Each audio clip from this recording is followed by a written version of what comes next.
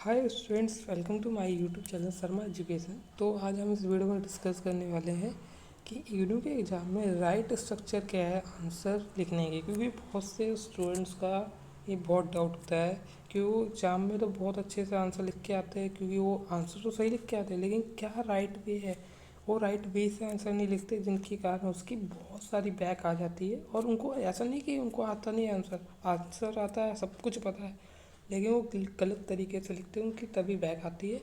ठीक है, बहुत बहुत सारे स्टूडेंट्स के साथ ये प्रॉब्लम होती है, तो इसी पे आप सोल्यूशन कर देते। ठीक है, राइट वे बताता हूँ आपको आंसर लिखने का। तो एक राइट वे है, देखो, अगर आपके पास कुछ साइंस सब्जेक्ट है, पहले तो हम साइंस की बात कर लेते, फिर हम थ्योरी सब्जेक्ट यानी आर्ट्स एंड कॉमर्स के बारे में भी डिस्कस करेंगे। तो पहले अगर आपके पास कोई साइंस सब्जेक्ट है, तो पहले आप डेफिनेशन लिखो, फिर formula and step by step wise solution करते रहो, और फाइनल आंसर जब भी लिखो उसमें एक बॉक्स बना देना। सिंपल।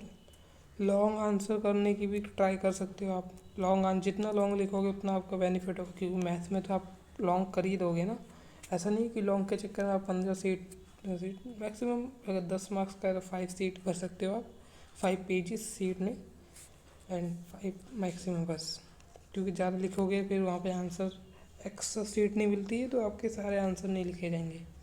तो 5 मैक्सिमम है, और ट्राई करूँ कि मिनिमम आप 2 तो पेजेस का यूज़ करो, मैक्सिमम 5 और मिनिमम 2, ऐसा depending on question of marks. ठीक है, अगर 1 मार्क्स का क्वेश्चन है तो कितनी वेस्ट करना, हाफ में ख़त्म कर देना। एंड अगेन मैं एक और चीज़ बताना चाहता हूँ।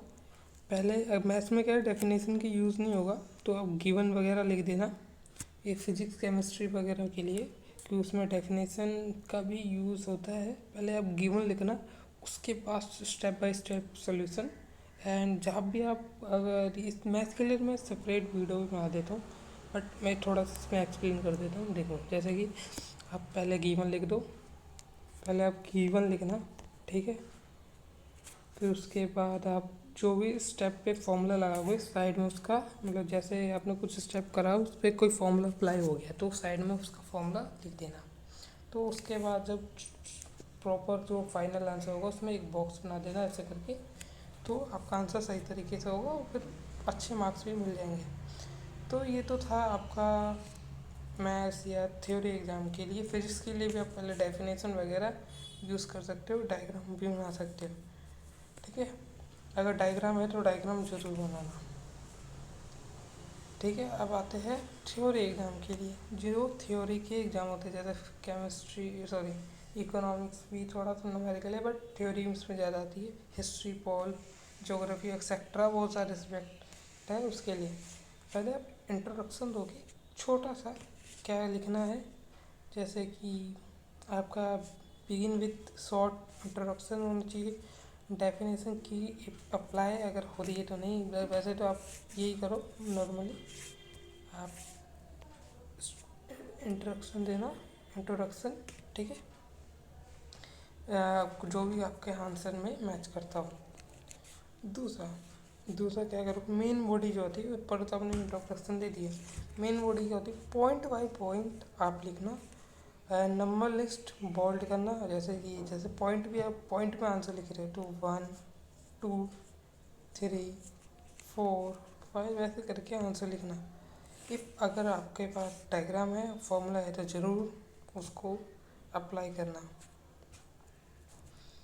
ठीक है, और लास्ट में कंक्लूज़न भाई, ये तो बहुत ज़रूरी है, इसके बिना आंसर मत, कुछ भी कंक्लूज़न कर देना, कुछ भी लिख देना, लेकिन लिख के ज़रूर आना। इसी से आपके मार्क्स डिपेंड करते हैं, क्योंकि मोस्टली एग्ज़ाम चेकर्स आपके पूरे फॉर्मूले ना पढ़ के कंक्लूजन और ऊपर की चीज़ें पढ़ते हैं, वो पूरा कोई नहीं बनता पढ़ता है, मतलब मेन जो है, ऐसा ज़रूरी नहीं कि पूरा कोई नहीं पढ़ता था करके नहीं हो, करके आना, लेकिन ज़्यादा फोकस कंक्लूजन और पे ही रखना, क्योंकि यही आपका मेन होने वाला है।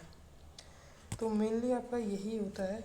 अगर आपकी कोई बैक वगैरह आ गई है तो कोई टेंशन की बात नहीं है, इग्नू में बहुत ही स्ट्रिक्टली चेक होते हैं पेपर्स, तो आपकी बैग आ सकती है। आपको आपने ऐसा ही आंसर भी लिखा हो फिर भी आपकी बैग आ गई, तो यह होता है, इग्नू में ऐसा होता रहता है। तो आप बस एक राइट वे देखो जिससे आंसर सही लिखे जाए और उस पर प्रैक्टिस करो एंड कीप डू इट। अगर आप हार नहीं मान सकते तो बहुत कुछ कर सकते हैं। अगर आप ये सोच रहे हो कि यार बैक में बैक आ रही है तो छोड़ दो, ऐसा कुछ पॉसिबल नहीं है, छोड़ नहीं सकते आप। किसी का भी एग्ज़ाम छोड़ रहे बाद में और प्रॉब्लम आएगी, उसको भी छोड़ सकते हो, तो आप छोड़ देना। तो स्टूडेंट्स आप हमारी टेलीग्राम चैनल को ज्वाइन कर सकते हो।